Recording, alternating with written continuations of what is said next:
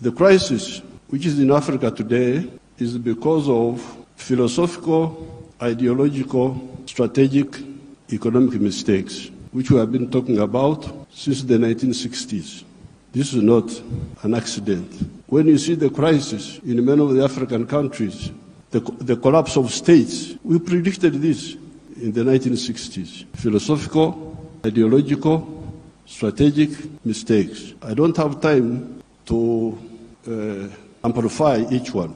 But I was very happy to hear the president of the World Bank talking about prosperity instead of profiteering. These were his own words. That's what I picked. This has been the problem. Aid has been for profiteering. This has been the problem. Now, the World Bank people and other groups have been talking of sustainable development. Even in your documents, I have seen those words there, sustainable development. I am now going to be 80 years old. I have never seen sustainable pregnancy, that a woman is pregnant this year, the pregnancy continues next year, 3 years, 4 years, it never happens. In life, pregnancy develops sustainably within the womb of the woman. Quantitatively, the baby is growing bigger and bigger. But at some stage, quantitative growth must be transformed into qualitative change. The pregnancy must become a baby. If the pregnancy remains pregnancy, the fetus will die. So therefore, I would even ask you to change those words in your documents. Africa does not need sustainable, what? You could call it sustainable underdevelopment. Africa needs socio-economic transformation. The pregnancy must become a baby. The baby must grow and become a teenager. The teenager must grow. That's what happens in life. You cannot have quantitative growth and you think you are doing anything. The main reason why there is no growth is because the growth factors are not funded. They are not even understood. What are the growth factors? We now talk of private sector-led growth. Yes, but for the private sector to grow, what does it need? It needs low costs of production, ministers of finance. Low costs of production. And what are the low costs of production? Number one, transport. You must have low transport costs. Where do low transport costs come from? From the railway.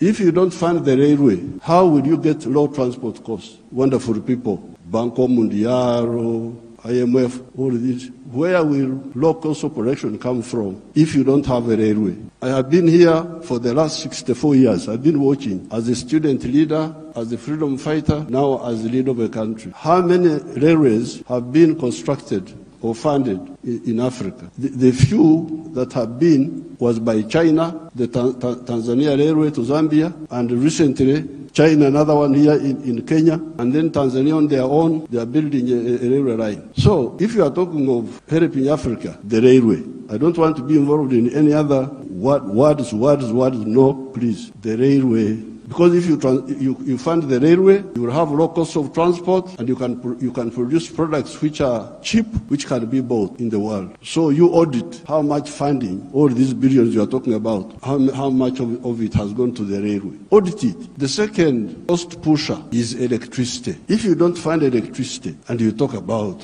sustainable development, what are you talking about? Private sector-led growth. Maneno too. Electricity. We must have low-cost electricity, not exceeding 5 cents per kilowatt hour. That's what I insist on in Uganda. I'm tired of all these stories. These neo-colonial civil servants who have been holding us back, I have put my foot down. Say, I don't want to hear those stories. And Uganda is developing, and it will develop, because I don't entertain that nonsense anymore. Borrowing for what? Capacity building. Imagine seminars. They call you in a hotel, you eat chapati, you eat mandazi. They say that is capacity building. Capacity building should be on the ground, not just seminars. So the second point, Excellency, is electricity. The third one, those people who talk about private sector-led growth. I have been trying to borrow money for our UDB, Uganda Development Bank, a bank which funds manufacturers. No, I don't get support for that. Instead, they want my people to go to commercial banks. But commercial banks cannot give, those commercial banks are to encourage imports, because the only person who can borrow money and pay it back from a commercial bank is a trader who goes to China, goes to where? Dubai, brings products, sells them quickly, and pays back. So, if you are serious, I need to hear about the low-cost funding for manufacturing, not for stories, not for what, no, manufacturing. How about funding for irrigation? Because if you want to stabilize agriculture, a country like Uganda is very rich, we have got everything, but still sometimes we get some erraticness in the rain. So in order to stabilize, I've been trying to look for a loan for irrigation. I can't easily get, very difficult to get. A loan for seminars, very quick. The civil servants, but a loan for irrigation, you don't see. The loan for, I don't know the situation in other African countries, and I don't have time to talk for long. But Uganda is a very rich country. But one of the problems we were having was that our people were outside the money economy. They were in what they call subsistence sector. They just produce for eating.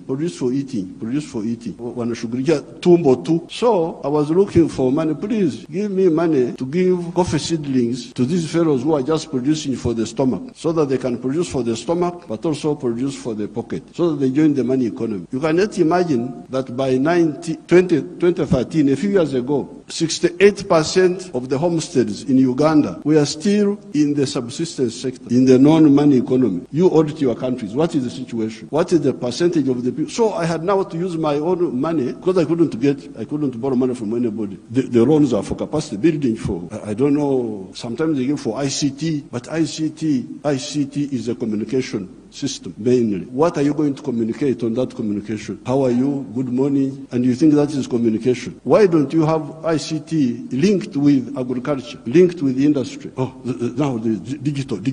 Are you eating computers? Have I seen anybody eating computers? Just running up and down. Maneno too. So I was insisting that all these Ugandans must be in the money economy. 2013, not long ago, 68% of Ugandans were outside the money economy, because Uganda is a very rich country. A fool can survive there. In other countries, fools die. But in Uganda, fools can thrive there. They just eat. He stays with his brothers. He eats. He goes from there to the sister. He eats. He's not earning anything, but he's eating. So we said, no, everybody must be involved in the money economy. We couldn't get any support for it. But we funded it ourselves. Each year, we spend about $300 million of our own to make these villagers join the money economy by producing for the stomach, but also for the pocket. And from 2013, I was now told that for the first time, 61% of the people are in the money economy of the homesteads. It is only 39% that are still out. You imagine those are still there, just eating. So therefore, this meeting is, then you get your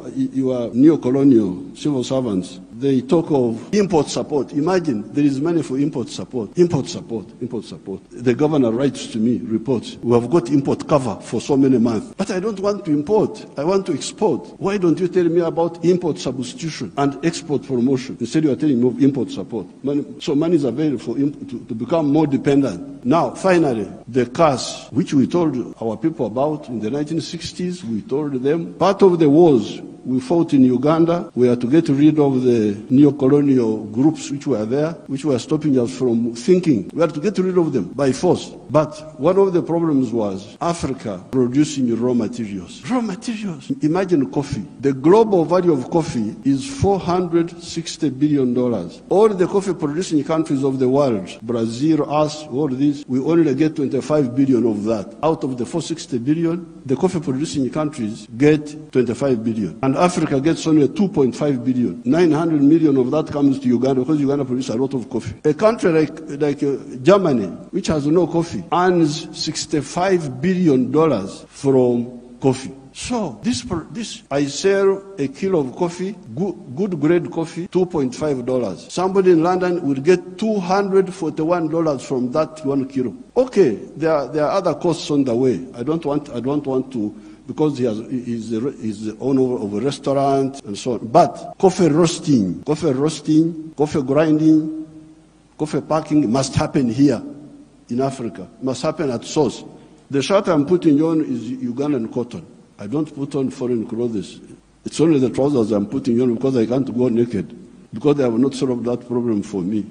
So, if you look at cotton, how many job levels are there? Job levels. You grow the cotton. Okay, that one we do. Those jobs we do. gene the cotton, kutoa mbegu, remove the seeds. That one we do here, and we end there. When you hear all these countries which have got crisis, Burkina Faso, I don't know what, Mali, all of them are cotton-growing countries. But how much textiles are they producing? They're importing textiles, I don't know from where. So now, if you end at level 2, ginning, removing the seeds, then you take the pamba, you take the cotton, to cleverer people who are clever, watu wenye akili, wako huko, sisi hapo tutajiita vipi? Kama mtu anakuzidi akili, wewe unasema wewe nani? So they take the cotton, they spinning, more money, more jobs for their children. They weave, more money, more jobs for their children. They put the print, more money, more jobs for their children. I looked at the figures. Uganda consumes 276 million meters of textiles each year. And that wonderful country of yours spends $880 million on clothes. Some of them dead people's clothes from Europe. When people die, their clothes, they are sent to you, to Africa. And we spend 800, all the money we earn from coffee goes back to bring dead people's clothes. But we have got one factory there called Nitil. It produces 25 million meters. So in order to clothe our people in Uganda without importing, we need about 11 factories like the one of Nitil. And they would employ about 20,000 people. So and we would save $880 million, which we are just giving to other people. So this Ida, what did you say about the modern slavery of the Africans of producing raw materials? In one of our documents in Addis Ababa, we had talked of Africa producing what it does not consume and consuming what it does not produce. They had put that as a summary in one of the documents of the African Union. We must get rid of the production of raw. I banned the export of minerals from Uganda and process. I banned them. Piga marufuku. Then the agents were going in the corridors, what Mufanyi, no mineral will come from Uganda if it's not processed. You wait until I go away, you can steal the minerals, but not now. I banned this export of unprocessed minerals in 2012. My young brother, His Excellency Ruto, I forgave him and gave him some little iron ore for, I think, 2 or 3 years. Because I've got a lot of iron ore, one of the best in the world. I told him, His Excellency Ruto's man, Muhindi wa hapa Kenya, you come and build the steel factory in Uganda at the iron ore. Oh, I've already built in Mombasa. So I said, okay, because of my young friend, I give you some iron ore for 2 or 3 years. But come and put the factory here. Now you can imagine akili ya watu wenu, my civil servants. An Indian wanted to take that iron ore to India. Imagine, iron ore in our language is called obtare, but it is soil, black soil. If you see it, it is soil. To take that to India and do what? Pay your wonderful people $47 per ton. Our iron ore is the purest in the world. It is 70% pure. So you need like 1.5 tons to make a ton of steel. Now, a ton of steel costs $700. Somebody gives you $47 on your wealth, the wealth of your people, and he gets $700 from it. And all the jobs. Your children have no jobs. Watoto wa Wahindi wanafanya wampata kazi. I can't be part of that treachery. So I banned. There will be no export of unprocessed minerals from Uganda. So there's no business. What do you mean there's no business? So when I banned them, they are flocking in now. They have opened 7 gold refineries.